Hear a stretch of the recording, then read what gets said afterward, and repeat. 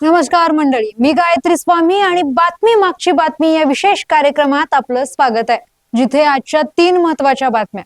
यात जेनझींना आकर्षित करण्यासाठी भाजप काँग्रेसमध्ये रस्सीखेच. हा कसला आत्मनिर्भर भारत? साखर दरवाढीवरून मल्लिकार्जुन खरगे यांचा सरकारवर निशाणा.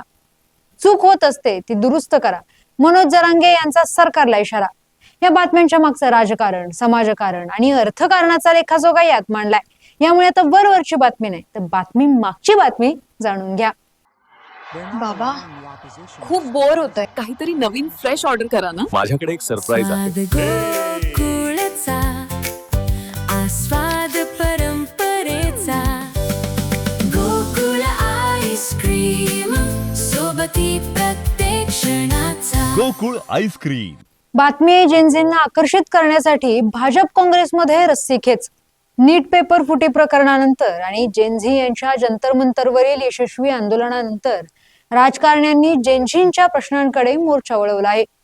जेनझी विद्यार्थी, विशेषतः विद्यार्थिनींशी संवाद साधण्यासाठी लोकसभेचे विरोधी पक्षनेते राहुल गांधी यांनी छात्रों की गूंज कार्यक्रम हाती घेतलाय आणि याचाच भाग म्हणून राहुल गांधी आज पुण्यात दाखल झाले आहेत. राहुल गांधी यांच्या छात्रों की गूंज कार्यक्रमावर भाजपने निशाणा साधलाय. भाजपचे प्रवक्ते नवनाथ बन यांनी राहुल गांधींचा कार्यक्रम हा पैसों की गूंज आहे, गर्दी जमवण्यासाठी 10 कोटींचा खेळ केलाय, 3000 लोकांना 30 ते 35 हजार रुपये वाटल्याचा आरोप केलाय. तर बन यांच्या आरोपाला मुख्यमंत्री देवेंद्र फडणवीस यांनी गांभीर्याने घेत या आरोपाची चौकशी केली जाईल असे म्हटलंय. भाजपच्या आरोपांवर काँग्रेस नेते वडेट्टीवार यांनी महाराष्ट्राला लुटून खाणाऱ्यांनी थोडी शरम बाळगावी, भाजपला राहुल गांधींच्या कार्यक्रमाची धास्ती आहे असं म्हणत पलटवार केला. या कार्यक्रमाच्या आदल्या रात्री सीओपी कॉलेजमध्ये एबीव्हीपी आणि एनएसयूआय यांच्या विद्यार्थ्यांमध्ये हाणामारी झाली. दोन्ही बाजूने आरोप प्रत्यारोपांच्या फैरी झडल्या. दरम्यान यासाठी काँग्रेस कार्यकर्त्यांवर गुन्हेही दाखल झाले आहेत. झालेल्या प्रकारावर हर्षवर्धन सपकाळ यांनी भाजपावर हल्लाबोल केला. भाजपकडून वाद निर्माण करण्याचा प्रयत्न केला जातोय. काँग्रेस कार्यकर्त्यांना पकडणं म्हणजे चोर सोडून संन्याशाला फाशी देण्यासारखं आहे. यावर थेट मुख्यमंत्री देवेंद्र फडणवीस यांनी प्रतिक्रिया दिली. ते म्हणाले की पुण्यातील रात्रीचा राडा हा काँग्रेसचा इव्हेंट होता, काँग्रेसने ठरवून गोंधळ घातला. तर राहुल गांधी यांच्या छात्रों की गूंज कार्यक्रमामुळे राज्याचे वातावरण चांगलंच तापलंय. तर उद्या मुख्यमंत्री देवेंद्र फडणवीस नागपुरात जेनझींसोबत संवाद साधणार आहेत. यामुळे जेनझीची मतपेढी आकर्षित करण्याचा प्रयत्न काँग्रेस आणि भाजपकडून होत आहे. तर जेनझींचा कौल कोणाला हे येणारा काळच सांगेल. हा कसला आत्मनिर्भर भारत? साखर दरवाढीवरून मल्लिकार्जुन खरगे यांचा सरकारवर निशाणा. सणासुदीच्या तोंडावर देशात साखरेचा तुटवडा आणि दरवाढ झाल्यामुळे काँग्रेसचे राष्ट्रीय अध्यक्ष मल्लिकार्जुन खरगे यांनी केंद्र सरकारवर जोरदार निशाणा साधलाय. केंद्र सरकारच्या धोरणांमधील कडवटपणामुळे सणाआधीच साखरेचा गोडवा निघून गेलाय अशी टीका खरगे यांनी सोशल मीडियावर केली. साखरेच्या मुद्द्यावरून खरगे यांनी सरकारसमोर 3 महत्वाचे प्रश्न उपस्थित केले. जगातील सर्वात मोठा साखर उत्पादक आणि निर्यातदार असलेल्या भारतात साखरेचा साठा गेल्या 9 वर्षातील सर्वात खालच्या पातळीवर कसा पोहोचला?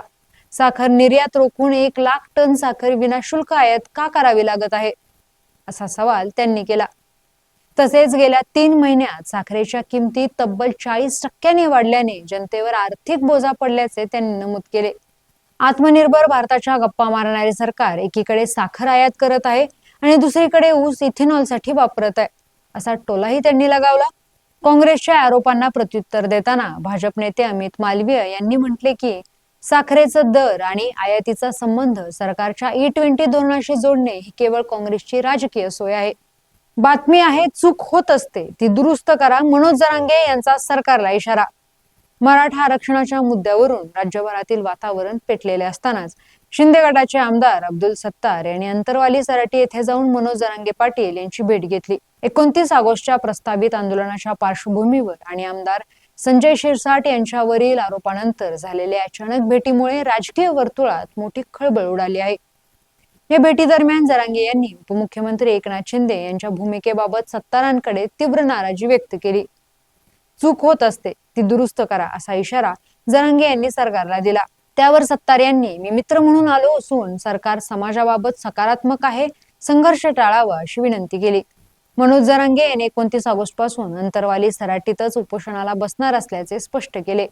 मात्र सरकारने मागण्या मान्य न केल्यास उपोषण सुरू असतानाच थेट मुंबईच्या दिशेने कूच करण्याचा आक्रमक इशाराही त्यांनी दिला आहे. धन्यवाद आणि पाहत रहा सकलम.